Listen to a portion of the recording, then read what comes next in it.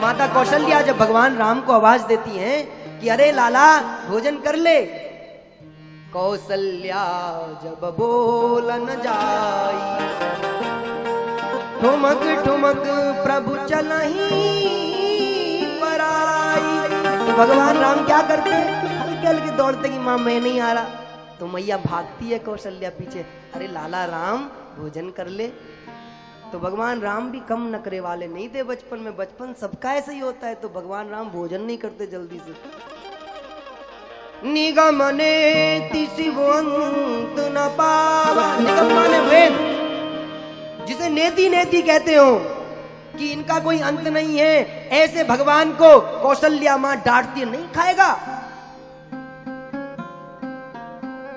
भारत क्यों महान है, ध्यान से सुनना। आज तक तुम्हें बहुत कम लोगों ने बताया होगा भारत की महानता। मैं बताता हूं भारत क्यों महान है।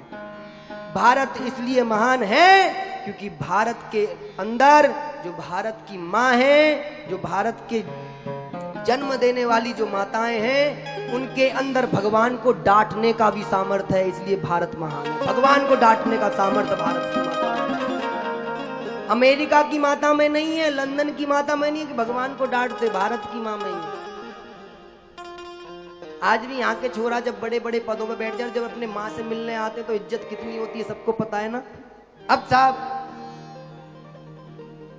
भगवान राम अपनी माँ के साथ में रहते हैं, बड़े प्रेम से रहते हैं। हमें सबको पता है कि भगवान राम को 14 वर्ष का वनवास कैकेयी ने दिया था, लेकिन उस 14 वर्ष के वनवास में ही भगवान राम को भगवान की श्रेणी मिली है। इन्हीं 14, यदि भगवान राम 14 वर्ष का वनवास नहीं जाते तो भगवान जो शब्द का उपयोग हम राम के सामने करते हैं, उस शब्द का प्रयोग आज नहीं होता। क्योंकि किसी ने कहा है राम वन गए तो बन गए, इसीलिए वन में जब व्यक्ति जाता है तो बन जाता है। जिस किसी को भी अपने जीवन में प्राप्ति करनी है तो सबसे पहले अपना घर छोड़ना होगा, और जब तुम घर छोड़ दोगे, कुछ त्याग कर दोगे तो तुमको प्राप्त हो जाएगा। ध्यान रखना। इसलिए बच्चे जरा घर से मोह कम करें, घर छोड़।